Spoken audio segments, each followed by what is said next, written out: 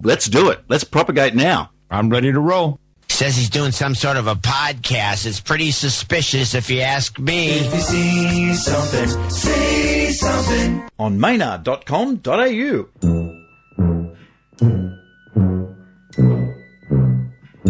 Hey, you!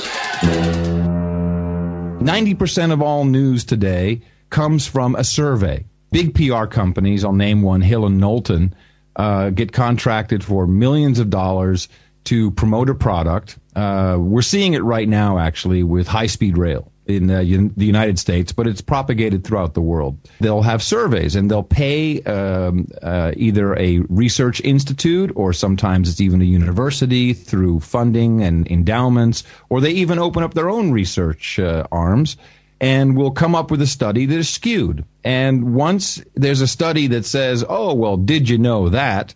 That becomes news.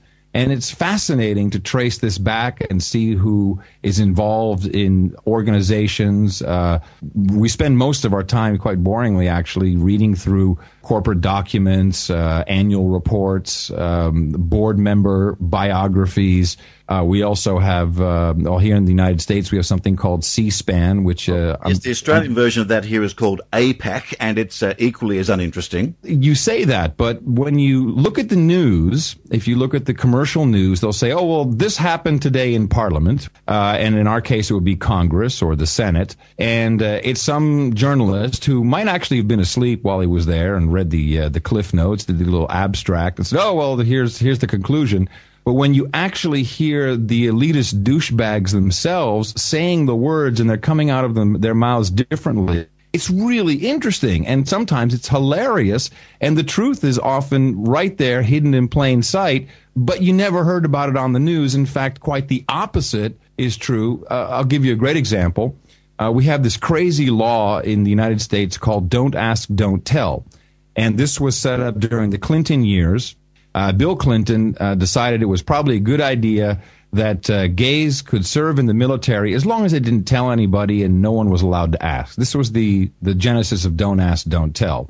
And when President Obama was coming into power, and I do call it power, one of his campaign promises was, hey, I'm for black people, I'm for gay people, I'm for the meek and the crippled and the weary, and we're going to get rid of this. And he signed a bill to great fanfare called the Don't Ask, Don't Tell Repeal Act. And the media just went off and convinced everybody that it's now okay for gays to serve openly in the military. And quite the opposite is true. In fact, and it's only a 1.5-page bill. It's not a huge document. You just have to go and get it and read it. And journalists anywhere could do this, but apparently they don't. It expressly states that the law remains in effect until a number of things happen, and at that point, and then only 60 days after that, will the law actually be repealed. And what is required is a multiple certification from multiple arms of the military.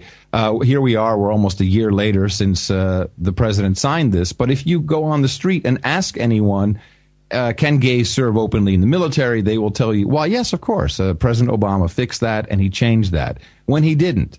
And these are huge untruths that are being propagated through the corporate media, who either have an agenda to do this or are just too stupid, lazy, and not active to go and get the truth. It's partially because they've got to do that soundbite thing. They've got to succinctly deliver what happened, that they don't want to take the time to do this. Well, why do they have to do that? Because they're commercial. They have to go take a break. Well, look at who owns them. We only have a few owners of the media in the United States. General Electric, who, by the way, are the largest supplier of things that blow people up. Jet engines, tanks, all kinds of great stuff that kill brown people in sandy places. They own NBC, MSNBC, CNBC. These are big news channels. And having worked in media organizations, there is a culture and things do trickle down, and there are things that are just not said, not addressed, or not discussed. And in some places, in some cases, I would say actual propaganda. Maynard.com.au.